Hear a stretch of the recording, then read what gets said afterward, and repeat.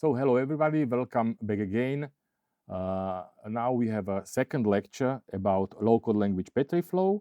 And last time we finished with this very simple web application in low-code language Petriflow, uh, which was process-oriented, where we had a request form where an employee, we had a request form where a customer could fill his name, surname, email, and phone number, write a text of the request itself, and attach a file as an attachment.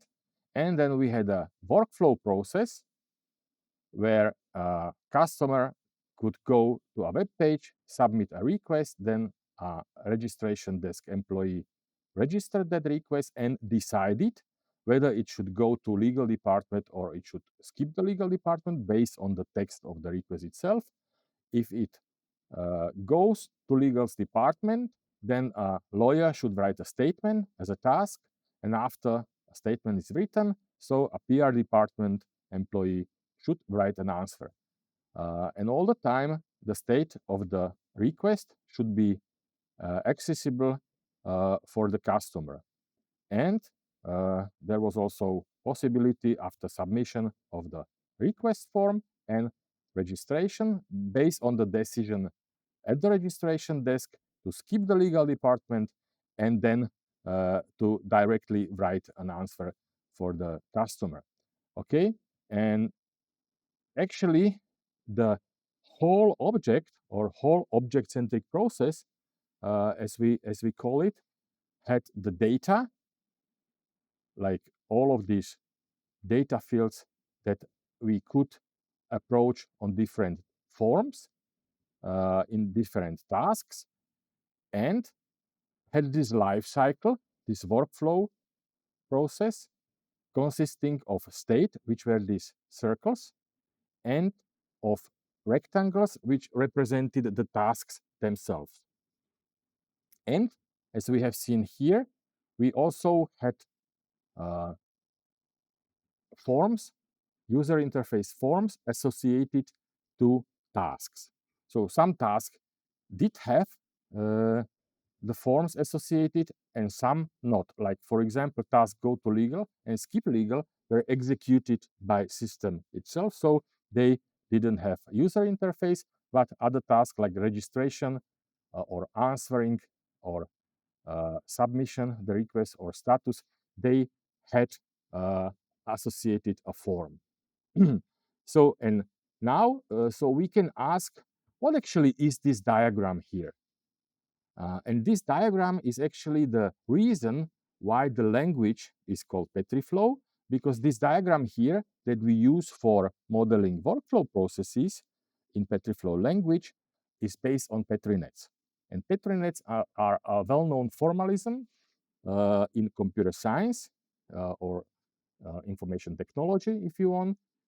They are based on the work of Karl Adam Petri, who was a German scientist and wrote his dissertation, Communication with Automata, in, I believe, 1962. And so it means that Petrins already have a long history, and they serve as a semantics or formal description for many different formalisms or many different notations for modeling business processes. So, and as you see here, so we already explained that they are consisting of two kinds of elements. These circles represent state variables and are also called places. And these rectangles represent so-called transitions, and we interpret them as tasks.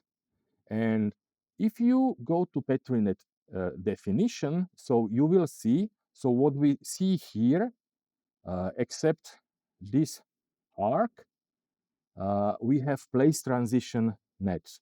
And place transition nets actually have these two kinds of elements that are connected with arcs that are either outgoing from places and ingoing to transitions, or that are outgoing from transitions and ingoing to places. So, and actually, these states are somehow passive elements, and these transitions that represents here in Petriflow tasks are active elements. It means that they can happen, they can fire, or they can be executed, how you want to call it, or they can. And in PetriNet theory, in place transition nets, they fire immediately. It means if we go to simulation mode, so we see that this submit request, whenever it fires, it takes a black token from all of the ingoing arcs into that transition and is producing a black token in all outgoing places of this transition. So we see there is only one ingoing place, which is called start. So a token is removed from this place, and there are two outgoing places for this transition. Submitted, both are denoted by submitted, but these are two different places, and a token is produced in both of these places. So once I'm clicking here, so I am simulating this transition, which now represents task submit request, happens. And in PetriNet theory, in standard interpretation, in standard semantics, this happening happens immediately as not divisible event. So it is actually removing and producing tokens immediately. However, in Petriflow, we use a slightly different semantics because we want that these rectangles represents tasks, and tasks might have duration. So we need so-called interval interpretation or interval semantics. When these tasks might start, then they are in the phase or in the state that they are executed. They are actually, somebody is filling the form, for example. Somebody is, in this case, doing the registration itself, like reading the submitted request and deciding whether it should go or it should not go to legal. And then after the task is finished, so a finish event might happen. So if I go to simulation mode and I'm like clicking here from simulation by tasks to simulation by events, so I will see that if I click on this transition, it will just remove tokens from ingoing places. It will just consume tokens. And then it will come to a state that is executed. Yeah. And now I can either cancel the task and give the token back, or I can finish the task and move the token to outgoing places, or tokens to outgoing places when I have when I have more than one, when I have several outgoing places.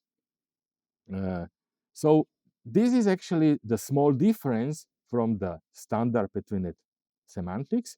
So we use this kind of interval semantic when the transitions have durations. So it means they have a start. We call this start assign event because we do not only start the event, but we cannot start the event without assigning a resource, a user that is executing, a subject that is executing that task. And this subject might be a human user or it might be a system. But actually, we are always assigning a task to a resource. And then we have a finish, like here. Even skip legal has assign and finish and cancel. And finish is, so assign is consuming tokens, finish is producing tokens, cancel is giving tokens back. So this is actually, very roughly speaking, explanation of PetriNet's behavior and interpretation of PetriNet's behavior in Petriflow language. Now you can wonder, what does it mean that here we have a different kind of arcs? Here we have an arc with a bullet. And this bullet means that, or a token at the end. It means that this task, when it happens, it is only testing whether here is a token. And it might only be executed if here is a token, but it is not removing the token and producing a token. This is just testing whether a system is in a given state. And what we didn't speak up to now, and we should, is when those transitions representing tasks might be executed. We see that here some of them are green and some of them are red. And actually, green are those that can happen at the given state of the workflow process instance. For example, here, if I have enough tokens in ingoing places that I need to remove, so then I can fire, there I can be executed, then I am green. For example, in this state, I need a token here, but to execute or to fire or to start or assign register task, I need a token here in a place that is called submitted. Yeah. So, and if I do not have a token here, so I cannot fire or execute this task. It means it is now here depicted as a red rectangle, and here it is green because here is a token. But now, if I'm firing that, so I'm moving tokens here. Now, this might happen because a token is here, and this might happen because a token is here. But go to legal and skip legal cannot happen because they both need a token here in registered. And after I assign and finish register, so I'm moving token here, and now I see here I have actually a competition. These two transitions compete for this token. So either go to legal might happen or skip legal might happen. And if go to legal fires or is executed, so then it takes this token. We can go to a simulation by events. By assigning this go to legal is actually taking this token, and at that moment skip legal cannot be fired anymore because has no token here. Actually, and this is the how the Petri nets behave. And actually here in this situation or in this process here, what we actually have, we have these places modeling some abstract state. But if you go to history and you would take a look to the origin of Petri nets, when Petri themselves used them first time, it was even much longer before his dissertation. It was when he was in secondary school, and he used them to model chemical reactions. So he used them, those places, to model molecules of different chemical matters. And here we will, to better illustrate how we can interpret places. Imagine, for example, that you would like to have assembly of a bicycle. Yeah. So if you want to assemble a bicycle, you could actually use those places and say, okay, this place will be called wheel. Okay. And there will be another place which will be called handlebar. Or maybe skeleton is better. Skeleton of the bicycle. And the third place will be called handlebar.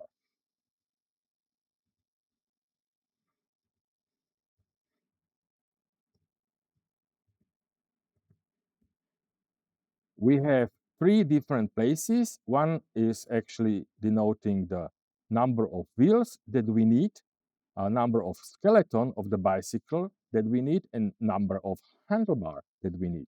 And now we can actually have tasks that we would like to assembly the bicycle. So we could have actually a task where we connected with these places and saying, okay, here we need some wheels and we need one skeleton. And if I'm saying, okay, we all know that for a bicycle, we need two wheels and not one wheel. So we can actually give to this, uh, arc going from place wheel to that transition, assembly transition or assembly task. We can say that multiplicity of this is not one, but two.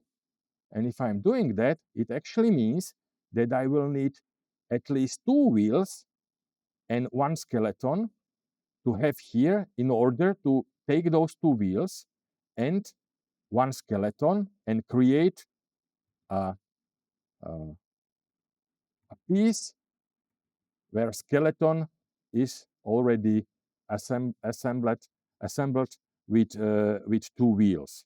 Okay, so and if I'm trying to simulate this, so I can see that now I cannot execute this transition. Why? Because I do have here just one wheel and zero skeletons.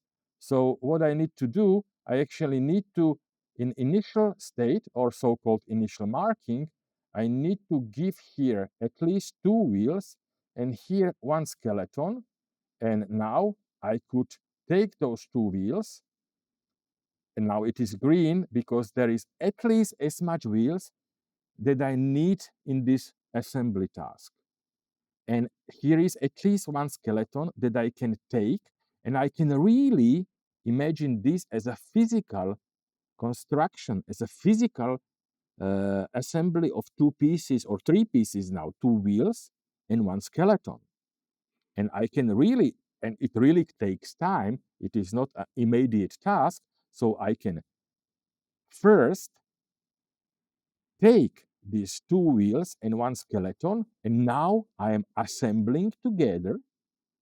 And if it's assembled, I'm saying, okay, it's finished.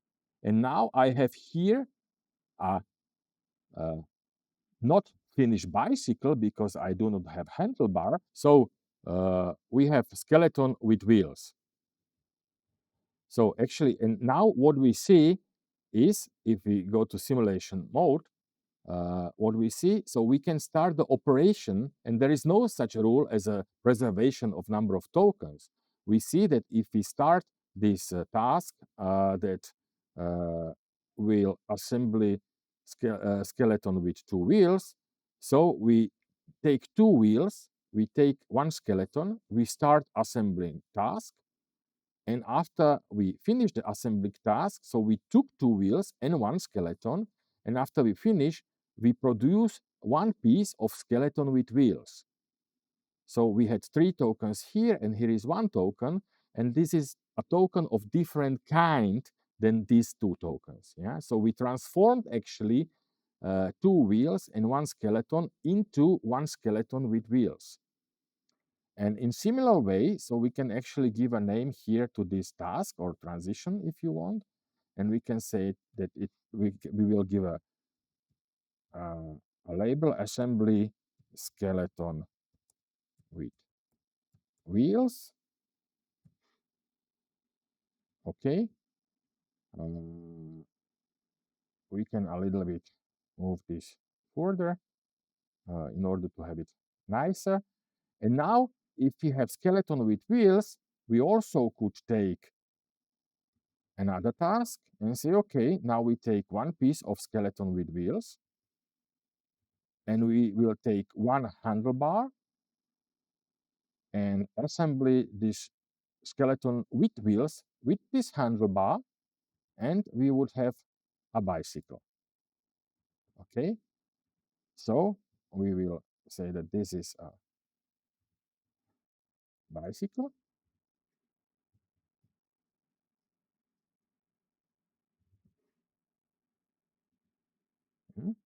And this will be like,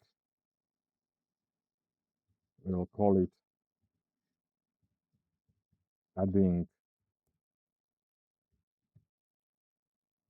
handlebar. Okay, so we see that we have this possibility, but actually, and we can simulate it, we can say, okay, actually we can start the assigning, finish the assigning, finish this task, then we can see that, okay, we also can in the simulation see that we made a mistake because we cannot add handlebar if we do not have any handlebar in the package in the initial state. So we have to go back and we should say, okay, we have at least one handlebar here. So if we get the package of our bike delivered by the post, which is skeleton, two wheels, and handlebar, and we have to assemble it ourselves, so we do it like this. So we have a kind of workflow process, how to do it, which consists of two tasks. So first we take two wheels, one skeleton, assemble them together, and as a product, we get skeleton with wheels. Then we take handlebars and skeleton with wheels, assemble them together, and we have a bike that we can use. Okay, but we also could have a different sequence or different operation. We could first take, for example, one skeleton and handlebar, and go different sequential way.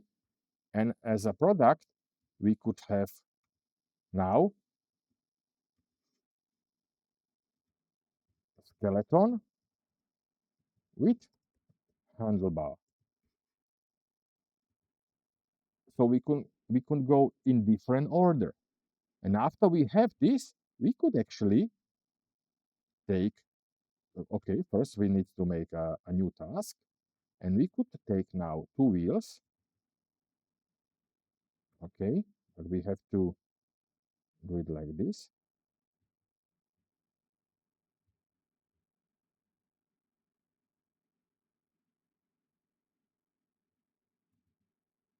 Okay, so we can take this and actually move it a little bit. And we can say now, okay, here, a multiplicity is 2. Okay, so we will take now two wheels, and we will take now one skeleton with handlebar, and as a result, what we get is bicycle.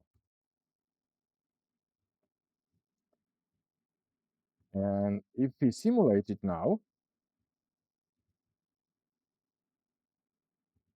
so we can actually see, first we take two wheels and skeleton and assembly them, adding handlebar, getting bicycle, or we are first taking skeleton and handlebar, assembly them together, and then take two wheels and assembly them to this or on a skeleton with handlebar, getting the same bicycle. So just give here names.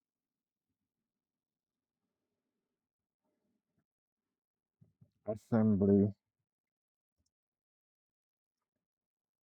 skeleton with handlebar. And here we will use the same methodology and say add wheels. Okay, so we have actually two different possibilities how to assembly skeleton, wheels, and handlebar. And this could be something what we get actually as an information system that will tell us how to do things. And we see here that those places now represents not only some abstract states like request is not registered, or is just submitted, or is registered, or is already answered, but we have here that these places represent physical objects. And here multiplicity of tokens has a meaning because we need two wheels, because on bicycle there are two. Okay, now the Petri nets themselves, they do not distinguish whether we are modeling something what can have multiple instances, like like this could be a kind of model how to assembly a bicycle, but it could describe assembly of different bicycles by different people. So it might have instances. And in that moment, it is just modeling one particular bicycle and assembling one particular bicycle from two given wheels, a given skeleton, and a given handlebar.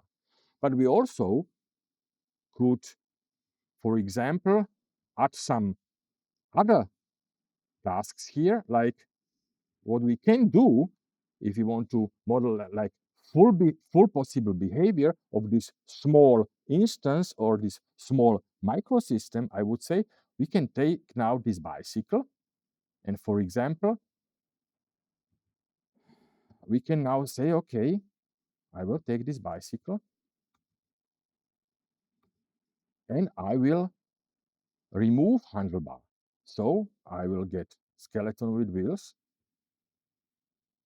and the handlebar will go here. And now I can actually move it a little bit somewhere away, or maybe like somewhere here. And I also can do a uh, very similar task. I can say take this and say, okay, I can take the bicycle and I can remove wheels. And when I'm removing wheels, I will get skeleton with handlebar, and I will give back.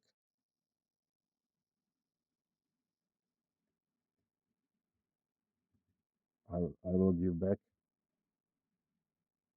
like here, and here I need to say that multiplicity is 2, and I will give back 2 wheels. And when I am simulating it now, so I can see, okay, I can first assemble the skeleton, then and adding handlebar, and then I can go back to this stage. So I'm giving back here a skeleton or here handlebar, and I can like assembly them again and disassembly. Yeah, but if I have a bicycle, I also can remove wheels. So giving here 2 wheels back and having just skeleton with handlebar, because maybe I would like to change a wheel or whatever. And I can go further. I can add a task here and saying, okay, if I have just skeleton with wheels, I can take this skeleton with wheels and I can remove the wheels. So I can go here and saying, okay, I will give back 2 different wheels, and I will also give back a skeleton, and I can also say, okay, I can make the similar thing here. I can take skeleton with handlebar and give handlebar back, remove them from skeleton and give back skeleton. And now I have more or less a complete system of wheel, skeleton, and handlebar, assembling them in any order, and disassembling or removing first handlebar and then wheels, or removing first wheels and handlebar after.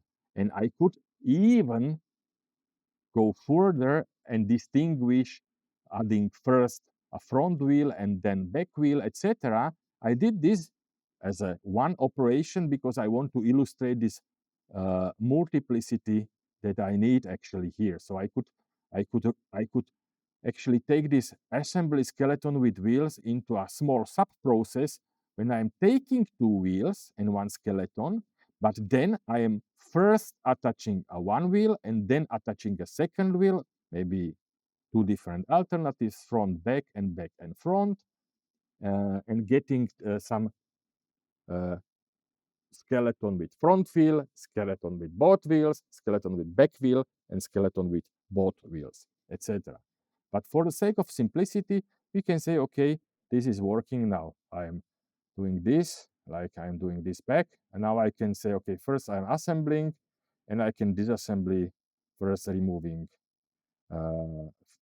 wheels and then removing handlebar, or I can assemble a bicycle and then removing skeleton, removing handlebar first and then removing wheels at the second operation.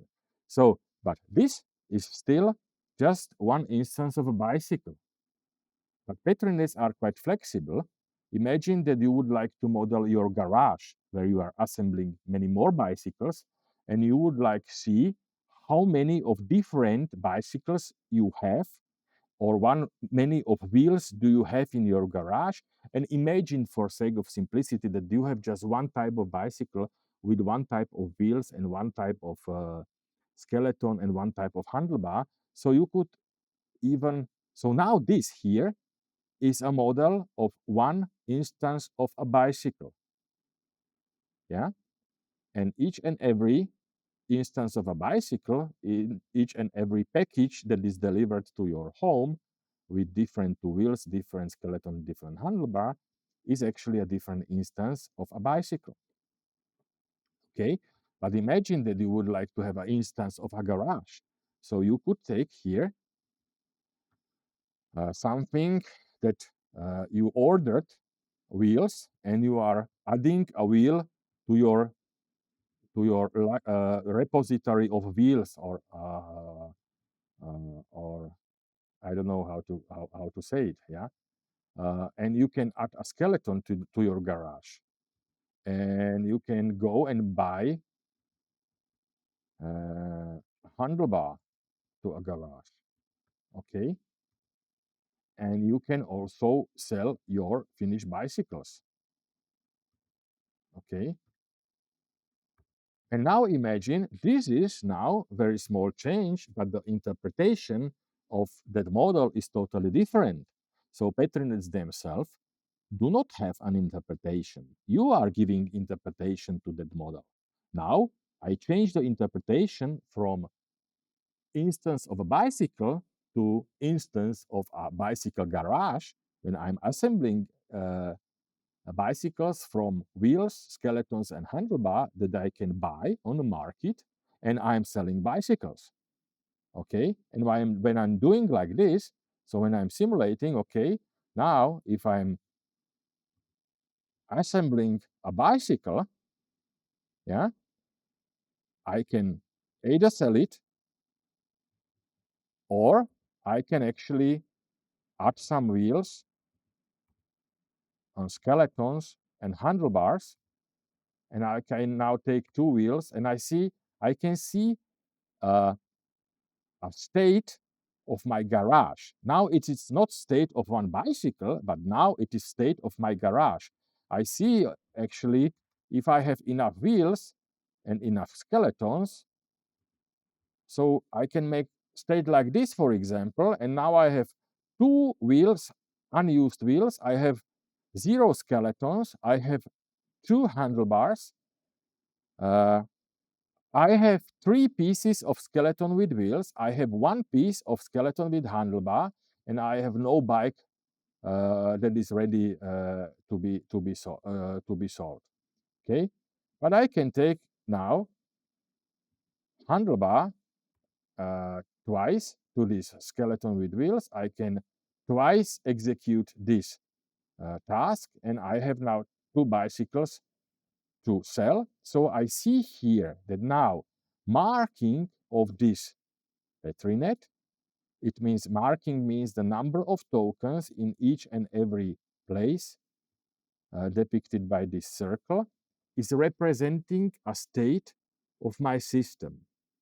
But not only that, I actually, if I go to simulation, I need also to take account how many or which of these tasks are executed and which not. For example, if I'm bringing or buying a new skeleton, and now I take these 2 wheels and I take a skeleton, so I have now a different state, which is not only given by the number of tokens in these so-called places, but it's also given by state of the tasks, whether the task is executed or is not. And now, in general Petri net theory, you could have concurrent occurrence or concurrent execution of these tasks. So in Petriflow, we do not allow them. We do not allow concurrent occurrence of the same task. How could I explain this? What is the difference that you can understand it easily? Is imagine that you have only one person or one processor that is able to execute this task only one. So you have only one person that has a role that can assemble a skeleton with wheels. So you can have different person that is able to assemble a skeleton with handlebar. So you have some kind of concurrency in Petriflow, but you cannot have a copy of the same task more than once. In order to have this, so you need to create a different instance. In general PetriNet theory, it is possible to have multiple instances of the same task executed at once. In Petriflow, the state of a workflow is actually given by number of tokens and information whether a task is executed or not. Okay, this is actually the basic introduction to PetriNet, but we also said, if we went to this example earlier, that we have this special kind of arcs. And if you actually go here, so you see that here you have standard arcs that are removing and adding tokens. Here you have these read arcs that are only testing whether a token is there or whether tokens are there. We will see later how it works. But we also have inhibitor arcs and reset arcs, and we will also have another kind of arcs that we will explain later. But now, come on, let's go to explain how those different art of arcs work. Okay, so as we said, for example, if we have here a place and we have here two different tasks that are actually like doing something like this, they are moving actually tokens here in the upper sequence and this or upper branch and this lower branch. And now imagine if you would actually say something like this. Now it means that these both transitions or tasks are just testing whether here is a token. So it means when I'm simulating it, so in this, sorry, I need to add tokens here. Okay. Now, if I'm starting this task, I simultaneously can start this task. And no of those tasks is consuming that token.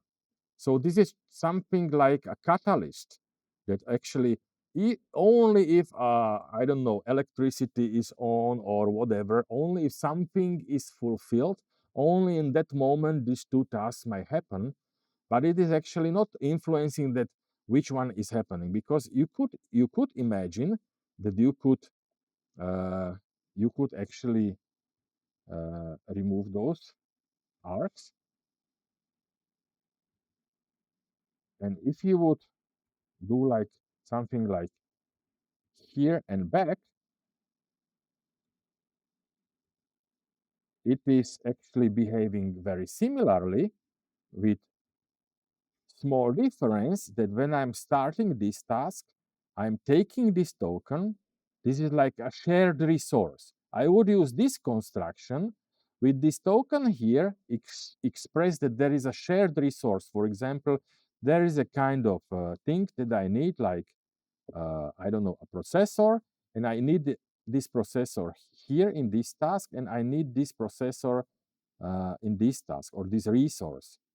Yeah, and I'm just using it to execute this task. So then I would use these arrows which are going from transition to a place and back. And it is difference to use this, and is this difference to use these read args, because these read args actually means now, for example, this task is using that token, so it is blocking executing of this upper task, but this upper task is not blocking executing of this lower task. So these read args are really just to test whether some state is fulfilled or system is in some state, and only if system is in that state, only at that moment this might happen. So this is actually a typical use of these read args. For example, if system has a token here, then I can execute these tasks. And for example, if I would have here something like this, a construction like this. So for example, these are lights, switching them from off to on, or is on when it is executed, is lighting. And now imagine that this is a switcher that's okay. Now there is no electricity. So for example, now there is no electricity. So even if I cannot start the light here, nor light here, but once electricity is there, so I can start light here and start light here. Okay. There is also another thing in this kind of arcs. So they might have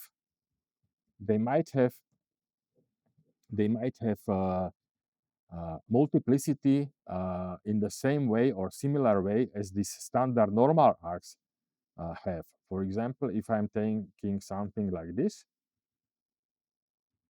and if I'm saying, okay, this here might happen if here is one token, but I would like that this one might happen only if here is, I don't know, 5 tokens and more. Then I can go here and saying, okay, sorry, I can go here to that arc and saying, okay, multiplicity is 5. And then it means this task here can be executed only if here is at least 5 tokens. Yeah. So for example, if I'm adding here these two transitions, one is adding a token and one is removing, and I'm trying to go to a simulation mode. So now I see, okay, still red, still red, still red. And now when I'm pressing here 5th time, it will become, this transition, this task here will become green. Yeah, because it is temperature or whatever pressure is at least 5. So this might happen. Okay, now is 6, it might happen. 7, it might happen because 7 is more than or equal to 5. So, and now I see if I'm taking still, this is green, but if I'm taking a token now, so this is becoming red because it might only be executed when here are at least 5 tokens. And now imagine that I would like to execute this here if there are exactly 5 tokens, no more and no less. So now what I could do is that I will use this kind of so-called inhibitor arcs. Okay. And I will move this arc in order that you see it. And I will say, okay, now I will say that multiplicity of this is like 6. Okay. And so what will happen now? I see that now it might happen, but when it is 6, it cannot happen anymore. It means that this means this arc, read arc, means that this task might happen only if there are at least 5 tokens here. But this inhibitor arc is saying, okay, this task might happen only if there is less than 10 tokens. So read arcs are more or equal multiplicity, and inhibitor arcs are less than. So a special case of inhibitor arcs is like when the multiplicity is just 1. Yeah, for example, here, if I have something like this, and I would have an inhibitor arc, okay, and I would add here 2 different transitions or tasks, okay, and I will go to simulation mode. I will see now this is not executable because here is a token. Multiplicity of this arc, when I didn't change it, is actually 1. It means it might only happen if this is empty.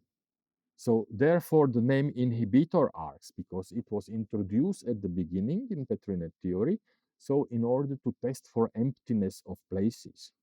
Yeah.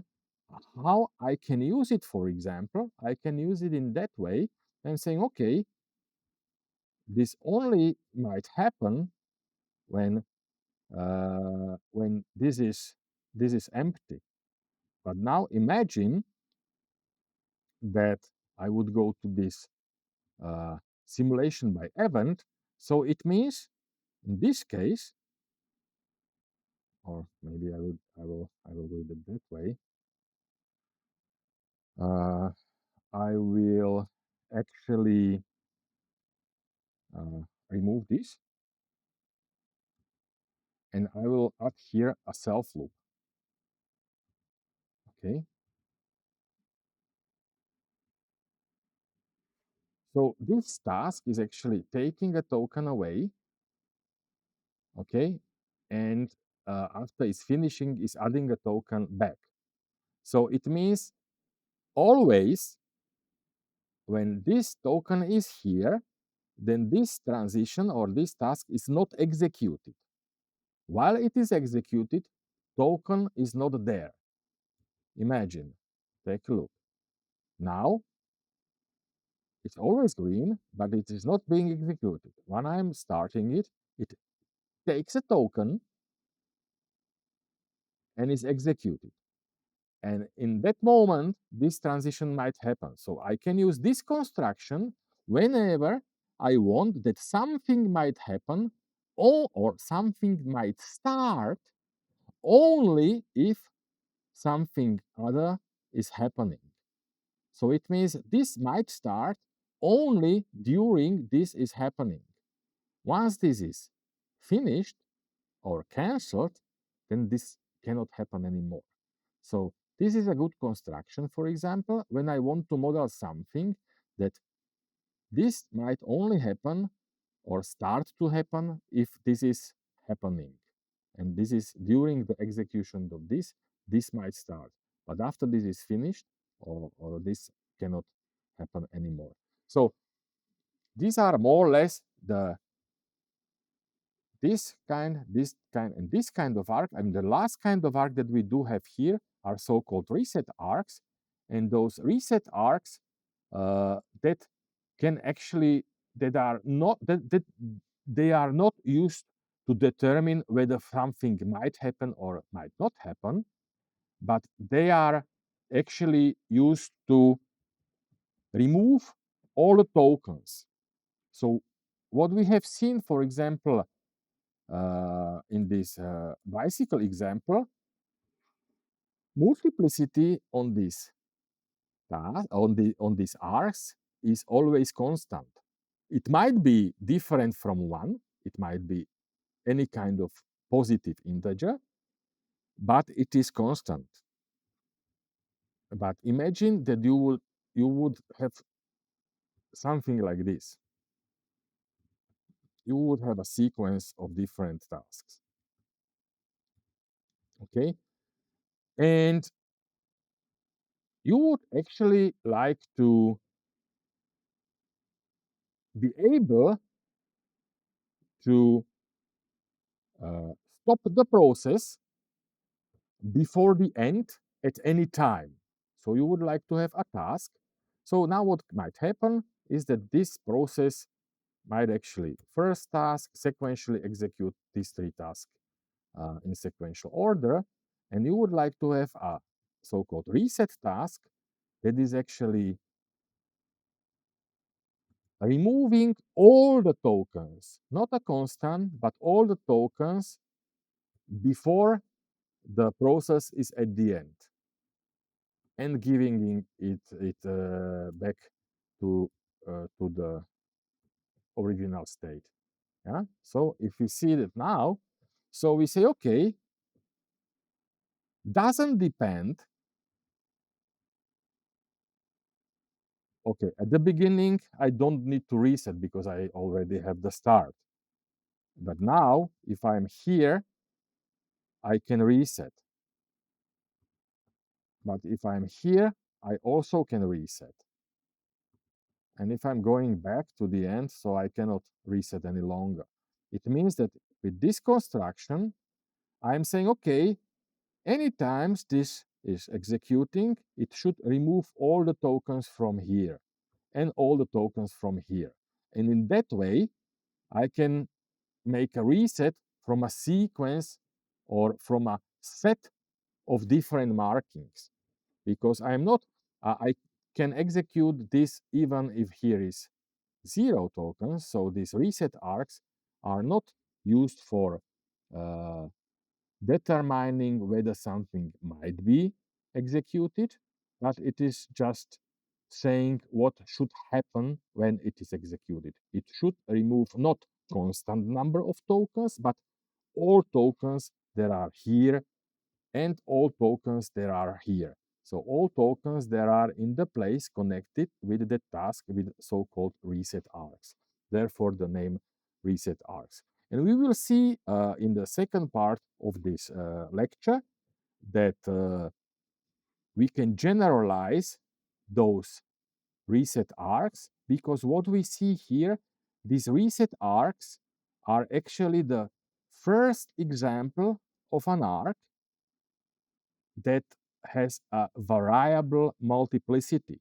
So it means this multiplicity might be 0 when here is 0 tokens, might be 1 when here is 1 token, and might be 5 when here is 5 token, and 100 when it's 100 token. It means that the multiplicity of these reset arcs is actually not constant, but depends on the value or number of tokens in this place. So now we will make a short break. So you should maybe make a coffee or tea, have a small break, and then we will continue.